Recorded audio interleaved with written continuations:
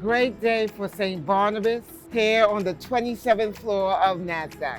So IPO stands for Initial Public Offering. Any of you could start a company today. I'd ask you, do you know what your passion is? Find out what you like doing and pursue that. My passion is to prove myself to my family. As a first-gen student, making my family proud and showing an example that you can do it all. Well, it's great to have you guys here. I'm Adena and I'm the CEO of Nasdaq, and I've been with Nasdaq most of my career.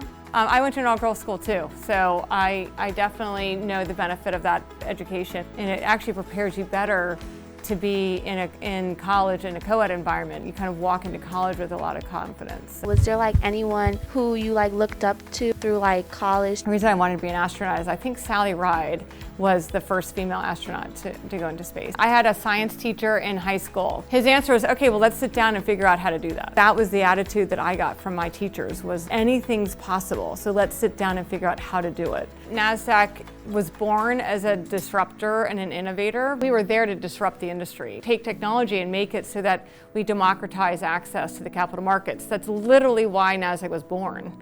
And that attitude has stayed within Nasdaq. In the 80s, a lot of really bad behavior was surfaced. So that I got into the industry in the 90s where those policies were there, but the attitude was the same. And that's when it moved from the head to the heart. And you could see that this next generation of leaders, they really wanted to change, trying to find ways to bring women along, creating a different culture. It's kind of paved the way for this generation, where you're seeing Jane Fraser as the CEO of Citi. She runs one of the largest banks in the world, 300,000 employees. I know other women leaders in the exchange business, and you're seeing more and more. Growing up, what was the best advice you were ever given? Don't assume that you're alone. There are a lot of people who are there to help you figure it out, and that's the big thing.